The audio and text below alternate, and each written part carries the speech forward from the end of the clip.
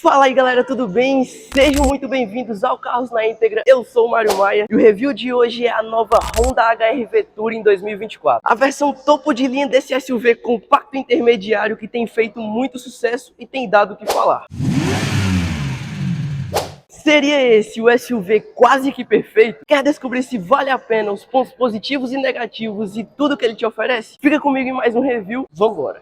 De antemão eu quero agradecer a todo o pessoal da Honda Nova Luz Cariri por ter cedido esse belíssimo showroom e este belíssimo exemplar para a gravação de mais um review. Então eu vou deixar todos os links e informações de contato e endereços aqui na descrição. E quero agradecer também a um inscrito, pois esse carro foi sugestão de um de vocês lá no Instagram. Eu abri uma caixinha de perguntas perguntando quais carros vocês queriam análise no Carros na Íntegra e este HR-V Touring foi uma sugestão de um de vocês. Então se não nos segue no Instagram ainda, não acompanha todo o backstage do canal, @Carros na Íntegra lá no Instagram. Estou sempre com esse contato mais próximo com vocês e acatando todas as sugestões que são muito bem-vindas. Sem muita enrolação, começando aqui pela parte da frente, de cara nós tivemos uma completa reestilização em relação ao HR-V de primeira geração. Mudou um pouco o estilo de carroceria e tudo isso refletiu no design. A começar aqui pela parte frontal, nós temos um estilo de para-choque cheio de vincos que denota um pouco mais de esportividade e seguindo uma identidade da Honda, os faróis são integrados e entram no para-choque. Algo que deu o que falar e que chamou muita atenção é a grade frontal. Ela lembra bastante a do Fiat Fastback e aqui nós temos um padrão de design bem abrangente, bem sensitivo inclusive, e temos um leve cromado aqui bem discreto. Já aqui na parte inferior nós temos dois detalhes exclusivos da versão Touring e Turbo, que um deles é o eletrocardiograma presente aqui, esse friso que denota um eletrocardiograma, que é uma sacada genial da Honda, indicando que essa motorização turbo mexe diretamente com o coração do condutor. É uma pegada que busca a sua emoção, então fez muito sentido aqui. E outra exclusividade é os detalhes em black piano na parte inferior do para-choque com todos esses lips, que entregam um pouco mais de esportividade e combinam bem com todos os detalhes em black piano do carro. São exclusivos também das versões Turbo, Advance e Touring. E já que eu havia mencionado o design dos faróis, nada melhor do que falar do conjunto óptico do HR-V. Nós temos um farol bem afilado aqui, todo full LED. O conjunto óptico é dividido em 3 parábolas, sendo 2 delas para o farol baixo e uma para o farol alto, tudo em LED, seguido por um enorme DRL que compõe bem e dá toda uma cara de agressividade para o carro. E aqui na parte inferior do para-choque ele possui ainda faróis de neblina que estão num canto bem discreto, mas de certa forma estão presentes aqui. Nós contamos ainda com o sensor de estacionamento dianteiro e o sistema ADAS do carro não fica aqui no para-choque dianteiro, o que é muito útil em caso de acidente, ficando ali no topo do para-brisa. E seguindo a tendência dos carros atuais, as setas ficam integradas no próprio DRL.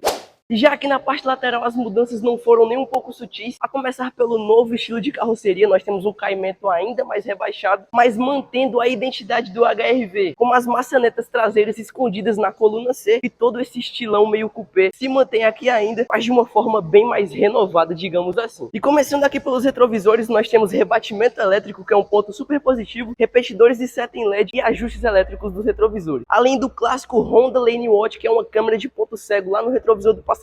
Como eu havia mencionado aqui nas versões mais de topo, os frisos deste carro são todos em black piano, que lembram bastante os RV inclusive. Agora as mudanças mesmo de versão ficam pela parte das rodas. Aqui na versão Touring nós temos um modelo de desenho bem exclusivo, são rodas 17 em liga leve, com esse estilo espiral e um design diamantado com cinza grafite muito bonito e até mesmo aerodinâmico. Os pneus são 215/60, o que proporciona uma ótima estabilidade, um ótimo conforto. E falando em segurança, nós temos ainda aqui freios a disco nas 4 rodas, suspensão independente do tipo McPherson aqui na frente e eixo de torção ali atrás, o que mesmo influenciando no conforto não torna o carro desconfortável. Conforto é um assunto que a Honda entende bem nesse quesito. Nas maçanetas dianteiras contamos ainda com sensores que destravam ou travam o veículo ao você colocar a mão ou pressionar aqui, muito bacana também. E o que ajuda a compor a parte traseira e o caimento mais rebaixado é a antena Shark e a presença de um leve aerofólio. E na minha opinião, a parte que trouxe mais valor estético para esse carro é o estilo da traseira complementado pelas lanternas inteiriças. Aqui nas versões mais topo de linha nós temos esse padrão cristal, uma lanterna meio clear que com o vermelho do LED dá todo um design bem forte para o carro e o desenho inteiriço agrega ainda mais valor. Na minha opinião, o ponto de acerto está aqui, juntamente com o caimento bem rebaixado. O vidro traseiro traz toda essa sensação de coupé, mas não elimina o fato de ter o limpador e desembaçador traseiro. E algo exclusivo das versões turbo é a dupla saída de escapamento que nesse caso é real, não é saída fake. Temos ainda sensor de estacionamento traseiro e o acabamento em black piano continua. E o design das lanternas, como eu já havia mencionado, é nesse padrão clear aqui, muito bonito. E tem toda uma estética, um design diferenciado que dá um ar mais futurista para o carro, seguido pela logo da Honda aqui no meio. Outro item exclusivo da versão topo de linha é a abertura e fechamento do porta-malas, que ocorre de maneira elétrica, tanto aqui pela tampa, quanto pela chave, quanto por gesto. Você vê que a abertura e o fechamento é elétrico. E algo ainda mais legal é aquela opção que quando você vai colocar ou retirar bagagens da mala, você tem um botãozinho aqui que ao se afastar, ela fecha automaticamente e sozinho.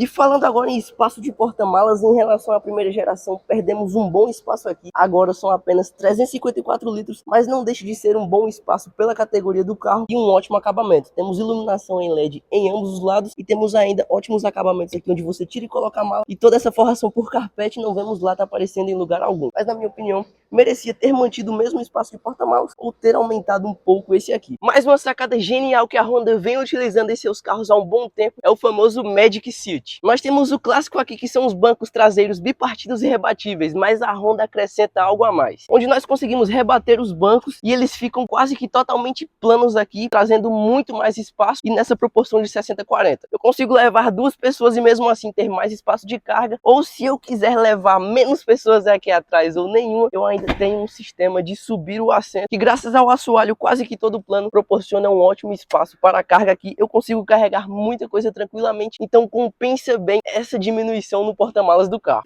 E a melhor parte do HR-V, na minha opinião, está aqui, a motorização. Mas antes eu tenho que falar do acabamento. Nós tivemos uma preocupação muito legal em relação a calor aqui. Temos vários revestimentos em borracha, todo o capô e aqui inclusive na varetinha. Temos manta acústica ainda, que na minha opinião merecia os braços fotográficos, mas de certa forma eu curti muito essa preocupação da Honda. O coração da fera aqui é o motor 1.5 turbo de 4 cilindros em linha e 16 válvulas com tecnologia DI VTEC. Herdado tanto da primeira geração do HR-V quanto do Civic Touring, o antigo Civic Touring, muito bacana. É um motor que entrega um desempenho extremamente satisfatório, independente da carroceria, além de, claro, muita tecnologia e eficiência. Nós temos aqui injeção direta, que é aquela que você consegue muita potência aliada a uma boa economia de combustível. Mesmo sendo o mesmo motor da geração passada, nós tivemos algumas atualizações aqui. Uma delas, e a mais importante, é o tipo de combustível. Antigamente rodava só na gasolina, agora nós temos o motor Flex, que roda tanto no álcool quanto na gasolina, o que garantiu mais eficiência energética e potência. Nós tivemos um aumento de 4 cavalinhos e 2,5 kg de torque, que muda completamente a resposta do carro, e tudo isso em ambos os combustíveis. Falando agora em termos de potência, nós temos 177 cavalos, tanto no álcool quanto na gasolina, a 6.600 RPM. E em termos de força, nós temos violentos 24,5 kg de torque, a apenas 1.700 giros, que continua numa crescente ali até os 4.500 giros, um torque muito satisfatório. Tudo isso nessa carroceria que é relativamente pesada. O desempenho aqui é muito bom, não vai fazer falta. As retomadas desse carro são muito boas e o 0 a 100 também. E já que falei nesses números, ele é capaz de ir de 0 a 100 em 8,9 segundos e uma velocidade máxima de 200 km por hora. Tudo isso aliado a um câmbio CVT de 7 marchas. Prioriza bastante ali o baixo custo de manutenção e também um conforto voltado para a cidade. Na minha opinião, não casa 100% com a proposta do motor, que é algo mais esportivo, digamos assim, algo mais imediato, mas com a proposta do carro ele casa muito bem, e ainda mais com a simulação de 7 marchas, as respostas ficam muito precisas aqui. Mesmo a Honda sendo referência no quesito durabilidade, lembrem-se que motores turbo com injeção direta requerem um cuidado maior, então só utilize combustível de boa qualidade aqui e preste muito atenção na hora das manutenções e revisões. Mesmo pesando 1.410 kg, a relação peso-potência aqui é muito boa, são 7,96 kg para cada cavalo, o que torna a condução muito divertida. E claro, não esquece da boa economia de combustível, é um motor relativamente econômico. Segundo o Inmetro, este carinha aqui é capaz de fazer até 7,9 km com 1 litro no álcool na cidade e 11,3 km com 1 litro na gasolina também na cidade. Já na rodovia o cenário sempre tende a ser melhor, então no etanol conseguimos fazer até 8,8 km com litro e na gasolina até 12,6 km com litro. A considerar o porte e o estilo de motorização, é um carro super econômico, mas lembrem-se, as métricas não tendem a ser 100% precisas porque depende da maneira que você dirige e onde você dirige. Então considere que você vai ter um carro um pouquinho mais beberrão na cidade e um carro um pouquinho mais econômico na estrada.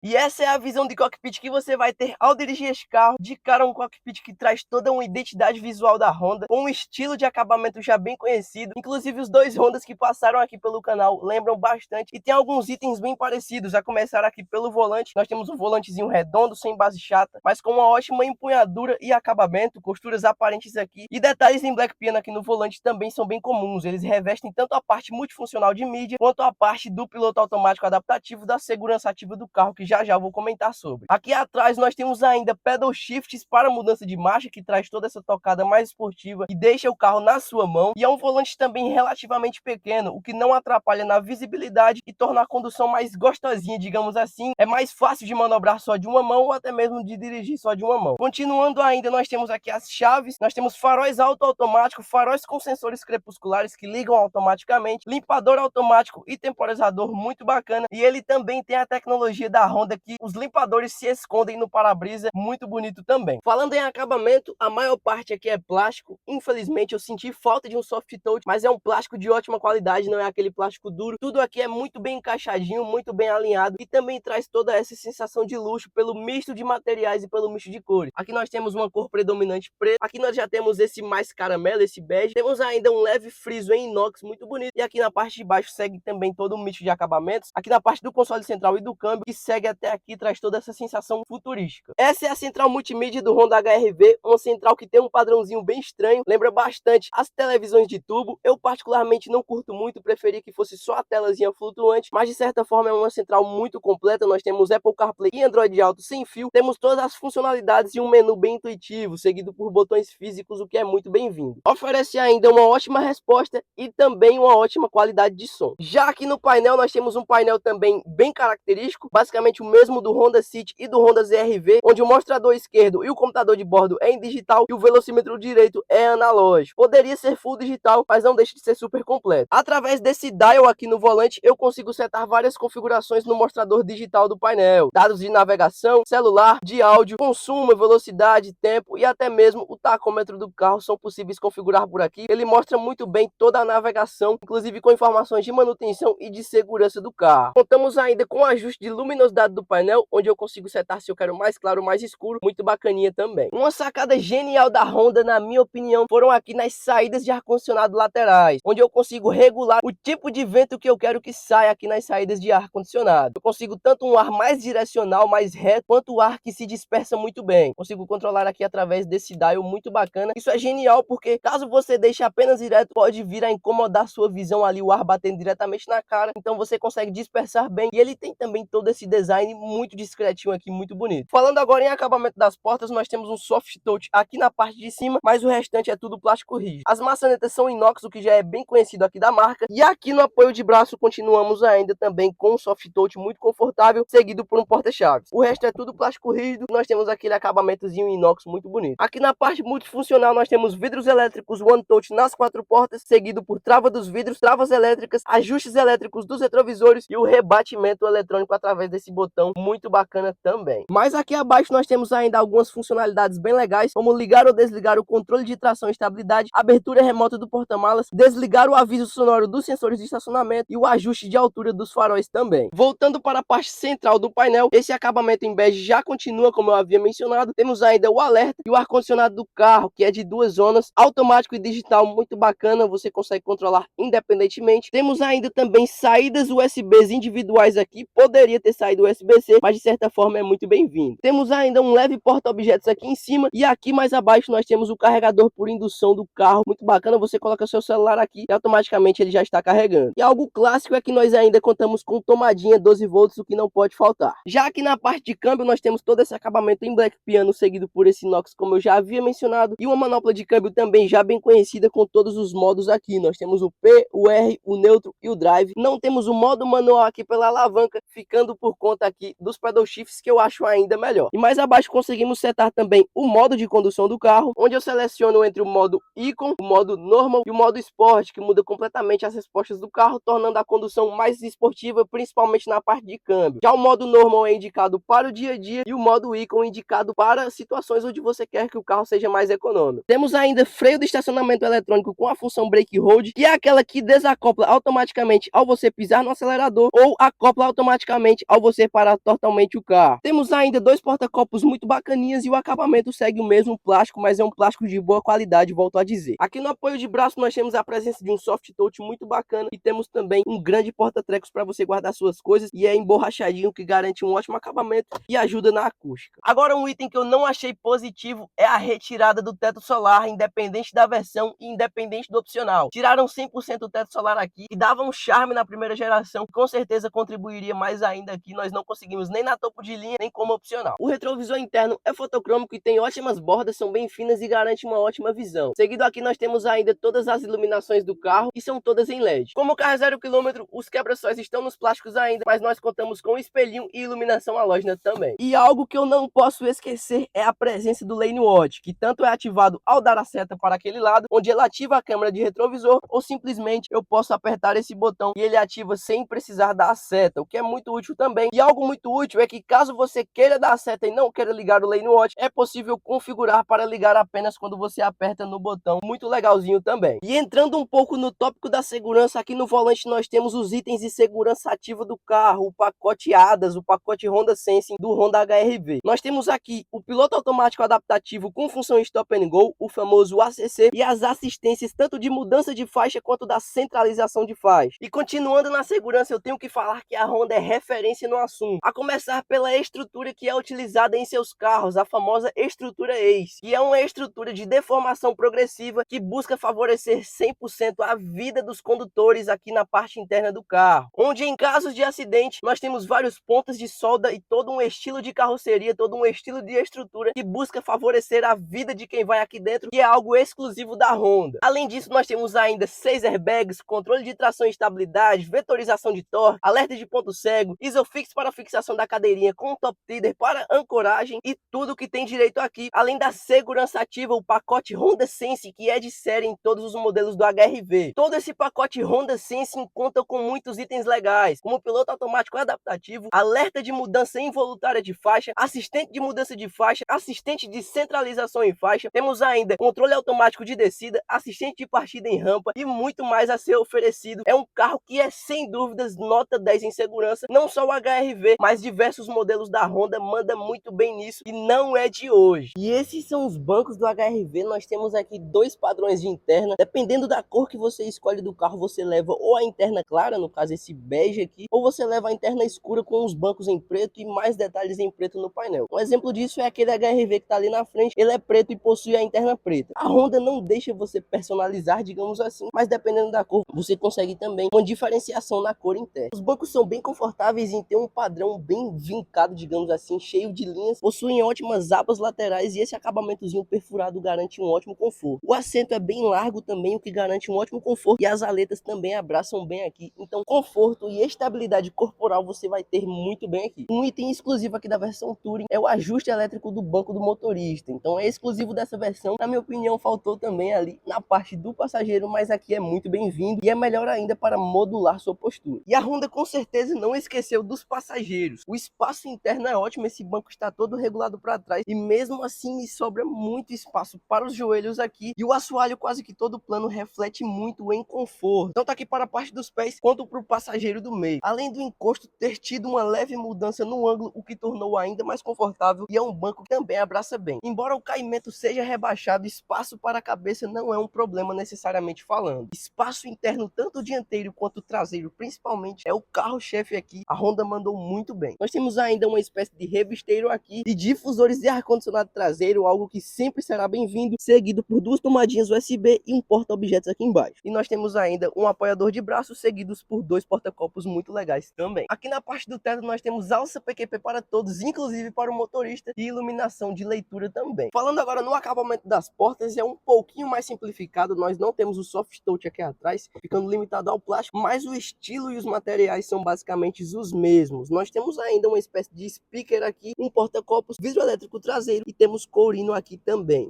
O HR-V ele nasce para ser um SUV compacto, mas na minha opinião, com tudo que ele oferece, ele já nasce um compacto barra intermediário. A começar pelo preço, nós temos um carro aqui que encosta nos 190 a 195 mil reais, o que definitivamente não é um valor barato, mas fica muito acirrado ali entre os SUVs compactos, como o Hyundai Creta, por exemplo, e os SUVs médios, como o Jeep Compass. E com tudo que eu pude analisar deste carro hoje, eu concluo que sim, ele oferece o suficiente para brigar com os dois nichos, e por isso que eu gosto de chamar de compacto intermediário, porque ele fica ali na meiota, digamos assim. Nesses últimos anos para cá eu tenho curtido bastante tanto a renovação visual dos carros da Honda em si, quanto a implementação de muita tecnologia. O conservadorismo japonês foi sumindo de pouco em pouco aqui e agora nós temos diversos itens e tecnologias, tanto de infotenimento quanto de conforto e principalmente segurança. Mesmo o preço sendo uma pauta muito importante, se você tem dinheiro para pagar e busca um SUV, esse aqui pode ser a escolha perfeita porque ele cobra muito por isso, mas ele oferece muito também. Então eu deixo contigo para tirar todas as conclusões. Você julga que vale a pena adquirir um HR-V na versão Touring ou nas versões mais básicas? Deixa aqui nos comentários que eu vou adorar saber. Se curtiu esse vídeo, deixa aquele likeão, se inscreve no canal também e acompanha a gente no Instagram. Muito obrigado se você assistiu até aqui. Um forte abraço, valeu!